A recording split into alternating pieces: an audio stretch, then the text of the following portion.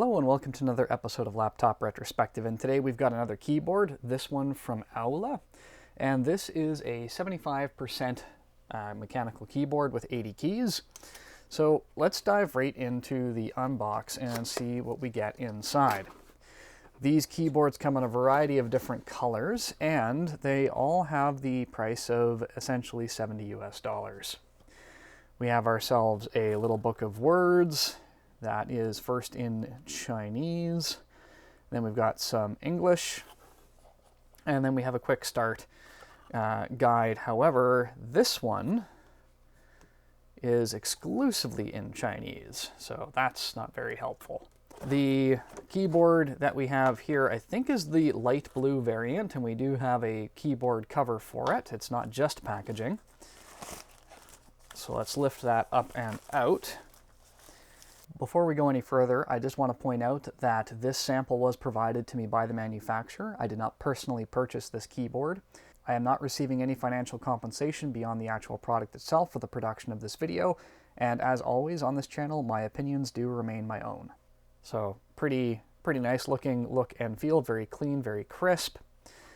On the bottom we do have two sets of feet, which click very nicely into place.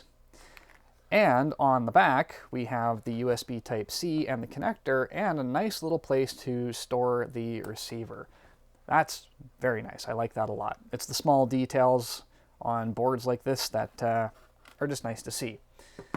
And then in terms of accessories, we have a keyboard cable, which somewhat matches the deck.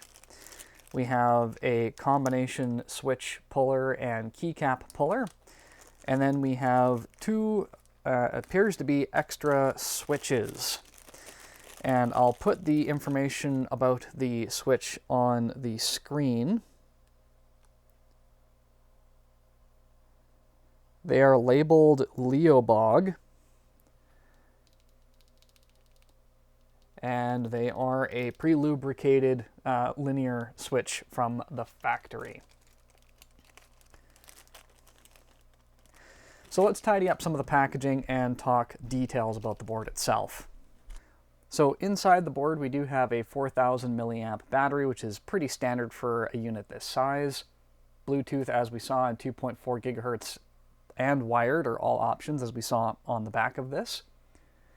You do obviously have hot swappable keys and switches. So if we grab our keycap puller, which comes off quite easily, we can see the switch. And for those of you that are curious to know the direction and what you can put inside, that's your hole and pin configuration. We of course have a knob here as well, and all of the keys are RGB backlit. And for those of you curious, the pulling rate is 1000 Hertz. It is fully compatible with Windows, Mac, and Android systems using the function keys for Q for Android, W for Windows, and E for Mac. You can hook up to 3 separate Bluetooth devices to this using the function and the 1, 2, 3 keys. I will make note that there is no mention on the website or in the manual about the programmability of the RGB.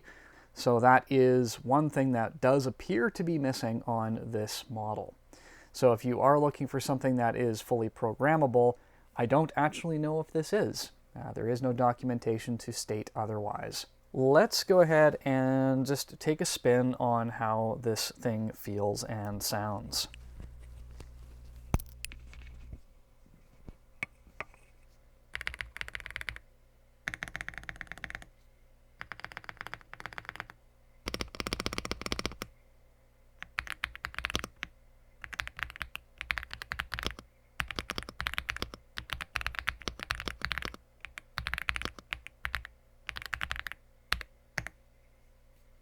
I have to say, initial impressions feel and sound pretty good, but let's see how it does during a typing test. So let's get that set up.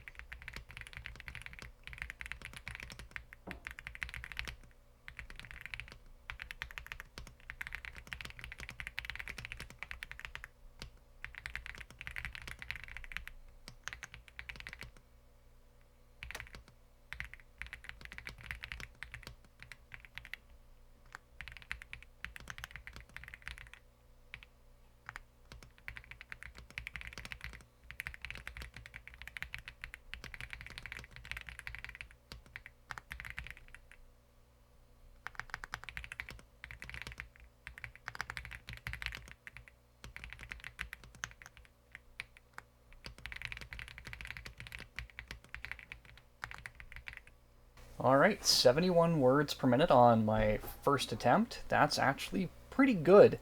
My average for a good keyboard is about 74, and I've had a couple of 60s in the past couple of months, so it's nice to see a board that looks and feels and gets some good speeds. We can do one more real quick, just to see if I can maintain that 71 or if that was just a fluke.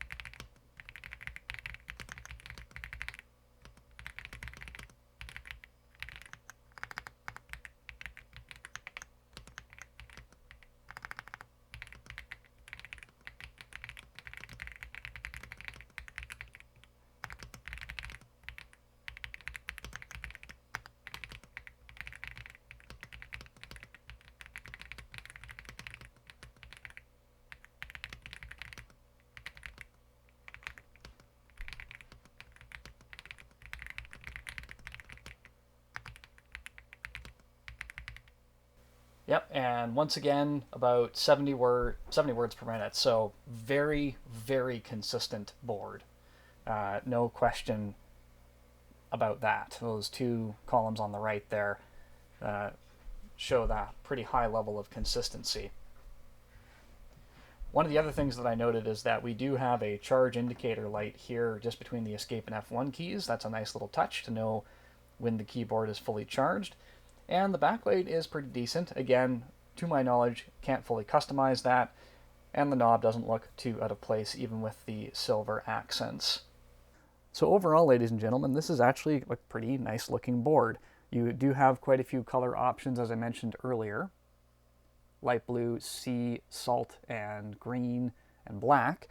And I don't necessarily mind this one, even though it is pretty pristinely white. I'd probably want the black one just because it would wear a little nicer, depending on the environment that you work in. I want to thank AULA for sending this to me for testing. I think for about a $70 board, or in the 75% form factor, it's pretty good. There are some features that are definitively missing, like the customizability through software. I'm not in complete love with this shift key and arrow combination that cuts into where I normally would expect a full shift bar to be. But it is also nice to have these four keys here as well. At this budget, not having the key caps to swap out if you wanted different sets of keys, you know, that again is a limitation of that $70 US price tag. But in terms of how it feels and how it types, the fact you've got adjustable feet, there's little features that show attention to detail like the charge light, the storage of the 2.4 gigahertz receiver, the adjustable feet on the bottom, shows that some care did in fact go into the design of this keyboard. So overall, pretty good effort. If you enjoyed this video and want to see more, I'll leave a couple of links over here and all this YouTube stuff where you can see some other keyboards I've checked out. Thank you so much for watching, and I'll see you next time.